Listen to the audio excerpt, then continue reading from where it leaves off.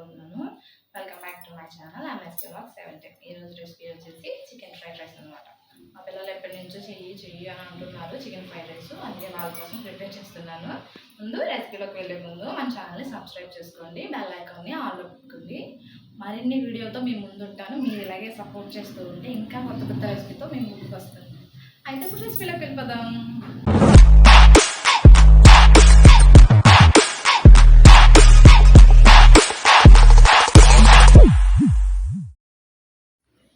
Fried రైస్కి కావాల్సిన పదార్థాలు: చికెన్ని ముందుకు తీసుకోండి. చికెన్ 2 టైమ్స్ వాష్ చేసేసుకోండి. బోన్లెస్ చికెన్ అయితేనే బాగుంటుంది ఫ్రైడ్ రైస్కి. మీరు కావాల్సిన చిన్న చిన్న పీసెస్ కింద కూడా కట్ చేసేసుకుని వేసుకోవచ్చు. నేనైతే పెద్ద పీసెసే వేస్తున్నాను. ఈ చికెన్ 2 టైమ్స్ వాష్ చేసేసుకోవాలన్నమాట. ఇప్పుడు దీంట్లోకి సాల్ట్ సరిపడంత సాల్ట్ అనేది వేసుకోండి మీరు. ఇప్పుడైతే 1 టేబుల్ స్పూన్ పసుపు యాంటీ బ్యాక్టీరియల్ కదండి, పసుపు అని మంచిది మనకి. ఇప్పుడైతే కారం వేసుకుందాం. కారం 2 టేబుల్ స్పూన్. కారం మీకు ఎంత కావాలో చూసి వేసుకోండి. నేనైతే పిల్లలు ఉన్నారు కాబట్టి కొంచెం తక్కువ వేసాను. ఇప్పుడైతే చికెన్ మసాలా కూడా 1 టేబుల్ స్పూన్ వేసుకోండి. గరం మసాలా అనమాట ఇది. గరం మసాలా కూడా 1 టేబుల్ స్పూన్. జీలకర్ర పొడి అనమాట, ఇది కూడా 1 టేబుల్ స్పూన్. ధనియాల పొడి 1 టేబుల్ స్పూన్. ధనియాల పొడి వేసిన తర్వాత ఇప్పుడైతే కార్న్ఫ్లోర్ అనమాట 2 టేబుల్ స్పూన్స్ అలా వేసుకోండి. మరి ఎక్కువ వేసేసుకోకండి, ఎక్కువ వేసుకోవడం వల్ల కూడా మొత్తం పిండి అంతా పట్టేసినట్టు ఉంటుంది. ఇప్పుడైతే ఆయిల్ 2 టేబుల్ స్పూన్స్ వేసేసి బాగా కలిపండి అనమాట. బాగా కలుపుకుంటుంటే మసాలా అది కూడా బాగా పట్టి ఆ చికెన్ అనేది టేస్టీగా ఉంటుంది. ఇప్పుడైతే కలిపేసుకున్నాం కదా, ఇలా కలిపేసిన చికెన్ని ఒక బౌల్లోకి తీసేసుకుని ఇది 30 మినిట్స్ అలా ఫ్రిడ్జ్లో పెట్టి మ్యాగ్నేట్ చేద్దాం. ఇప్పుడు ఇది ఫ్రిడ్జ్లో తీసుకెళ్ళి పెట్టేసాను. ఇప్పుడైతే నాకు 30 మినిట్స్ అయిపోయిందనమాట, తీసుకొచ్చేసాను ఆ చికెన్. ఇప్పుడు ఇది ఫ్రై ప్రాసెస్ అనమాట. స్టవ్ వెలిగించి బండి పెట్టేసి ఈ హీట్ అయిన తర్వాత ఆయిల్ వేసుకోండి. ఆయిల్ వేసుకున్న తర్వాత డీప్ ఫ్రైకి కదండి, కొంచెం ఎక్కువ ఆయిల్ వేసుకోండి డీప్ ఫ్రైకి. ఇలా హీట్ అయిపోయిన తర్వాత ఇప్పుడైతే ఒక్కొక్క పీసెస్ని దీంట్లో వేసేద్దాం. చూసారా ఎలా వేసేస్తున్నాను? ఒక్కొక్క పీసెస్ వేసి ఇవి కొంచెం మంట అనేది సిమ్లో పెట్టుకుంటూ వేయించుకోండి. దానివల్ల చికెన్ అనేది మొత్తం కుక్ అవుతుంది. చికెన్ కుక్ అవుతూ ఉంటే సాఫ్ట్గా చికెన్ బాగుంటుందండి. ఇలాగే కుక్ అయిపోయింది చూడండి. బ్రౌన్ కలర్లోకి వచ్చేవాళ్ళనమాట చికెన్ అంతా. వచ్చేసిన తర్వాత చికెన్ని తీసి ఒక బౌల్లో వేసేసుకుందాం.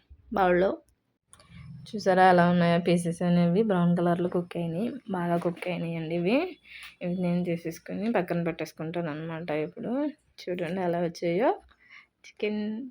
ఇది ఇప్పుడు మనం కట్ చేసుకుందాం అనమాట. చిన్న పీసెస్ కింద నేనైతే కట్ చేసుకుంటున్నాను. చెప్పాను కదండి, మీరు కావాలంటే ఆల్రెడీ చిన్న పీసెస్ కింద కట్ చేసుకుని ముందే మ్యాగ్నేట్ చేసుకున్న తర్వాత వేయించేసుకోవచ్చు. ఇలా అన్ని పీసెస్ని చిన్న పీసెస్ కింద కట్ చేసేసుకోండి. నేనైతే చూసారా మొత్తం అన్నీ కట్ చేసేసాను. ఇలా కట్ చేసిన పీసెస్ అన్నీ ఒక బౌల్లో తీసుకొని పక్కన పెట్టేసుకోండి. చికెన్ని ఈ సైజులో కట్ చేసేసుకోండి చిన్న పీసెస్ కింద.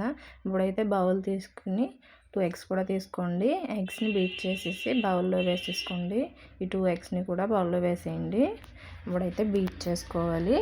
మీకు ఫోర్క్ స్పూన్ ఉంటే ఫోర్క్తో బీట్ చేసుకోండి, బాగా బీట్ చేయాలి. ఇప్పుడైతే స్టవ్ వెలిగించి పానం పెట్టేద్దాం అనమాట. ఈ బాండి పెట్టేసి దాంట్లో ఆయిల్ అనేది వేసుకోండి. ఆయిల్ అనేది ఎక్కువ హీట్ అవనివ్వండి. హీట్ అయిన తర్వాత మనం ముందుగా బీట్ చేసుకున్నాం కదా ఎగ్స్, ఆ ఎగ్స్ దాంట్లో వేసేసుకోండి. ఆయిల్లో వేసుకున్న తర్వాత ఆమ్లెట్ అనేది అలాగే వదిలేయండి, కలపకండి.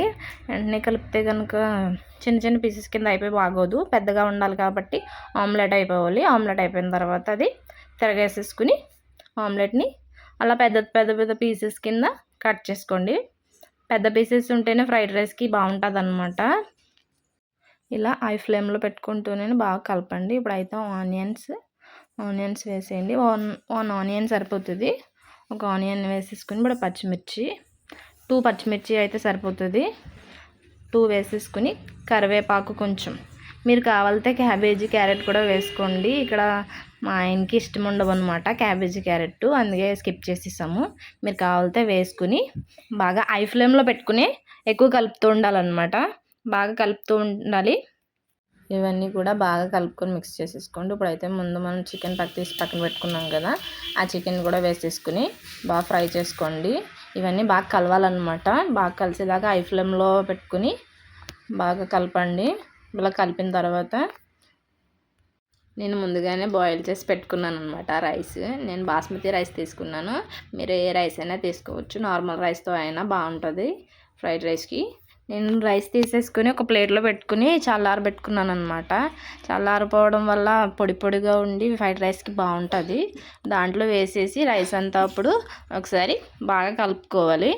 బాగా కలపండి. చికెన్, ఆ ఎగ్స్ అవన్నీ బాగా మిక్స్ అయ్యి రైస్కి పట్టేటట్టు ఫ్లేవర్స్ అన్నీ బాగా మిక్స్ చేయండి. మొత్తం ఈ ప్రాసెస్ మొత్తం హై ఫ్లేమ్లో పెట్టుకుంటూనే చేయాలి. ఫస్ట్ అయితే కారం వేసేసుకుందాం. దీంట్లో కారం 2 టేబుల్ స్పూన్స్ వేసుకోండి. కారం 2 టేబుల్ స్పూన్ వేసుకున్న తర్వాత ధనియాల పొడి 2 టేబుల్ స్పూన్ వేసుకోండి.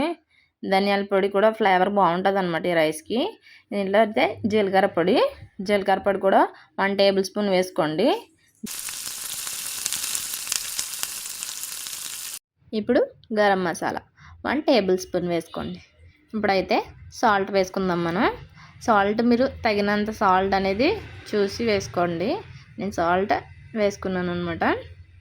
ఇప్పుడైతే కారం మీకు సరిపడంత, అది కూడా సరిపడంత కారం అయితే వేసుకోండి. 1 టేబుల్ స్పూన్ పసుపు అనమాట. పసుపు వేసేసుకుని ఇప్పుడు 2 టేబుల్ స్పూన్ ఆయిల్ అనేది వేసుకోండి. ఇవన్నీ వేసేసుకున్నాం కదా. ఇప్పుడైతే బాగా కలుపుకుందాం అనమాట. ఫ్రైడ్ రైస్ని బాగా హై ఫ్లేమ్లో పెట్టి టాస్ చేయండి. సరిగ్గా టాస్ చేయాలన్నమాట. మొత్తం అంతా కుక్ అయ్యేటట్టు కింద ఉన్న రైస్ అంతా తీసి పైకి పొడిపొడలాడుతూ అలా కలపాలన్నమాట. చూసారా నేను అలా కలుపుతున్నాను. అలాగా మీరు అట్ల గరిటె అనేది తీసుకుని యూస్ చేయండి అనమాట ఫ్రైడ్ రైస్కి. ఇప్పుడైతే వెనిగర్ వేసుకుందాం. వెనిగర్ అనేది 1 టేబుల్ స్పూన్ వేసేసుకుందాం. ఇప్పుడైతే సోయా సాస్ అనమాట. సోయా సాస్ 1 టేబుల్ స్పూన్ సరిపోతుంది. ఎక్కువైతే వేసుకోకండి. ఎక్కువైతే వల్ల డార్క్గా అయిపోద్ది రైస్ అనేది. ఈ సోయా సాస్ వల్ల ఫ్లేవర్ కూడా బాగుంటుంది. సోయా సాస్ వేసుకున్న తర్వాత మళ్ళీ ఒకసారి బాగా కలిపేసుకోండి. హై ఫ్లేమ్లో పెడుతూనే కలపాలి, చెప్పాను కదండి. ఇప్పుడైతే చూసారా ఫ్రైడ్ రైస్ ఎలాగొచ్చిందో మనకి. చూడండి ఎలా ఉందో ఆ చికెన్ పీసెస్తో అది రైస్ పొడిపొడలాడితే ఎలా ఉందో చూడండి. విరిగిపోకండి. నేనైతే బాస్మతి రైస్ యూస్ చేశాను.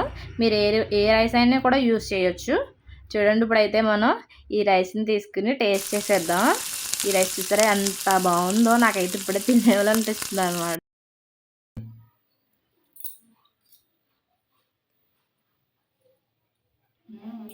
సూపర్ వచ్చింది రెసిపీ అయితే.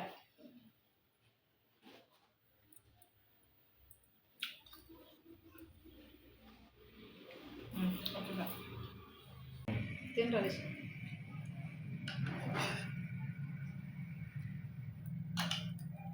ఎలా ఉందమ్మా? ఎలా ఉంది చిక్కలు? ఎలా ఉంది? చూసారు కదా రెసిపీ. అంతేనండి, ఈజీ ప్రాసెస్. మీరు కూడా మీ ఇంట్లో ఇలాగే ట్రై చేయండి. చాలా అంటే చాలా బాగుంది. టేస్ట్ కూడా బాగా వచ్చింది. సూపర్ ఉంది. అయితే నాకైతే చాలా బాగా నచ్చింది. హోమ్ ఫుడ్ అనేది ఎక్కువ ప్రిపేర్ చేయండి. బయట ఫుడ్స్ అనేవి ఎక్కువ తీసుకోకండి. పిల్లలకు కూడా చాలా హెల్తీగా ఉంటుంది ఫుడ్ అనేది.